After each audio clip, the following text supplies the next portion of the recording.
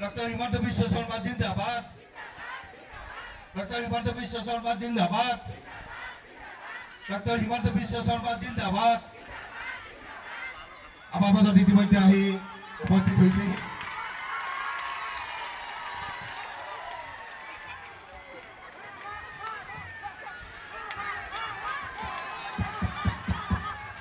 খবৰ কেনেকুৱা?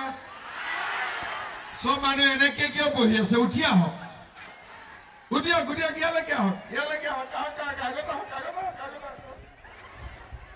আগত আহক, আগত আহক, আগত পুলিচে একো নকৰে, আহি যাওক, আহি যাওক, আহি যাওক, পুলিচে একো নকৰে। গানটো আছে নে নাই? আকৌ এবাৰ মোদী চৰকাৰ আছে, চবে নাচিব, চবে নাচিব, চবে নাচিব লগানে বাবা। আকৌ এবাৰ মোদী চৰকাৰ ক'ত আছে?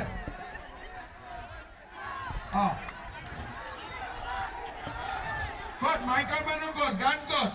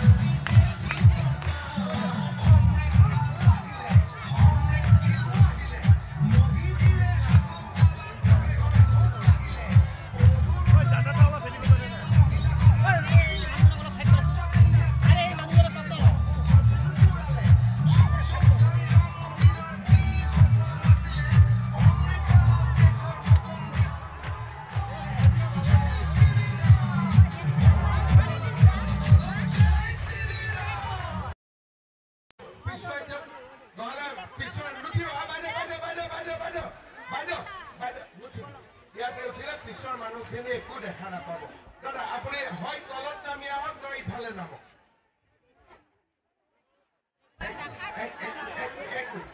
এক মিনিট, যোনে ওচৰত থাকে তেওঁলোকে পিছৰ মানুহৰ দিগদাৰি কৰিব নালাগে। চা মা, মা তলত নামি দে, মা তলত নামি দে, পুৰি তলত নামি দিয়ক না, তলত নামি দিয়ক।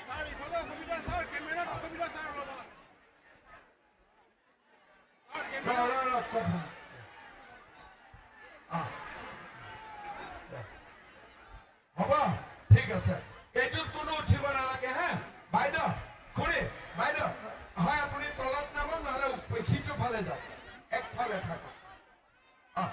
আপোনালোক অলপ ইফালে আহি যাওক, ইফালে আহি যাওক, ইফালে আহি যাওক, জেগাটো লৈ যাব। এতিয়াহে ভাল লাগিছে, ধুনীয়া ধুনীয়া হৈছে, হয়নে নহয়? এতিয়া মোৰ লগত একেলগে ক'ব, ভাৰত মাতা কি, ভাৰত মাতা কি, নৰেন্দ্ৰ মোদী, নৰেন্দ্ৰ মোদী, বিজেপি, এজিপি, ফণীভূষণ চৌধুৰী। একদম আজি অভয়পুৰীত মানুহ একদম ধুনীয়া মুডত আছে, ইয়াত জিকিবই, হয়নে নহয়? পিছে এটা কথা কলো, গানত আমি কলো পদুমত ভোট দিব, কিন্তু অভয়পুৰীত আমি পদুমত ভোট নিদিওঁ, ইয়াত আমি হাতীত ভোট দিম, হয়নে নহয়? কি চিনত ভোট দিম? কি চিনত ভোট দিম? কি চিনত ভোট দিম? হাতীৰ চিনত আমি ফণীভূষণ চৌধুৰী ডাঙৰীয়াক ভোট দিম। শ্ৰদ্ধা ৰাইজ, বঙাইগাঁও জিলা, বৰপেটা জিলা, নলবাৰী জিলা আৰু কামৰূপ জিলাৰ একাংশ সামৰি এইবাৰ নতুনকৈ বৰপেটা লোকসভা সমষ্টি গঠন কৰা হৈছে। আগতে বৰপেটা বুলি ক'লে নলবাৰী বা কামৰূপ জিলা ইয়াত অন্তৰ্ভুক্ত নাছিলে। এইবাৰ নলবাৰী জিলাৰ টিহু, নলবাৰী, বৰক্ষেত্ৰী আৰু কামৰূপ জিলাৰ হাজো, শুৱালকুছি এই লোকসভা সমষ্টিৰ অন্তৰ্ভুক্ত হৈছে। তাৰ মানে গুৱাহাটীত গ'লে আপোনালোকে আমিনগাঁও দেখা পায়, আমিনগাঁও পৰ্যন্ত এই বৰপেটা লোকসভা সমষ্টি এইবাৰ গঠন কৰা হৈছে।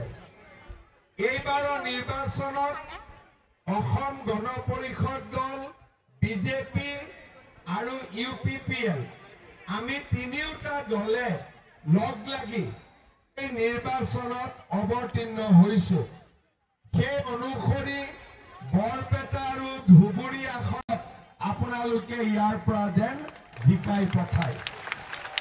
শ্ৰদ্ধাৰ ৰাইজ, লোকসভাৰ নিৰ্বাচনত আমি ভোট দিওঁ কিহৰ বাবে? যাতে দেশে এজন ভাল প্ৰধানমন্ত্ৰী পাব পাৰে। বিধানসভা নিৰ্বাচনত আমি কিয় ভোট দিওঁ? যাতে ৰাজ্যখনে এজন ভাল মুখ্যমন্ত্ৰী পাব পাৰে। এই নিৰ্বাচন বিধানসভাৰ নহয়, এই নিৰ্বাচন লোকসভাৰ। লোকসভা নিৰ্বাচনত আমাৰ লক্ষ্য কি? যে ভাৰতৰ কোন প্ৰধানমন্ত্ৰী হ'ব। আমি মনেদি কি বিচাৰো? সকলোৱে মোদী ডাঙৰীয়া প্ৰধানমন্ত্ৰী হোৱাটো আমি বিচাৰো নে নাই? বিচাৰো নে নাই?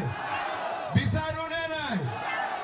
আৰু যদি আমি মোদী ডাঙৰীয়াক প্ৰধানমন্ত্ৰী হোৱাটো বিচাৰো, তেনেহলে আমি সকলোৱে হাতীৰ ছবিত ভোট দিব লাগিব। শ্ৰদ্ধাৰ ৰাইজ,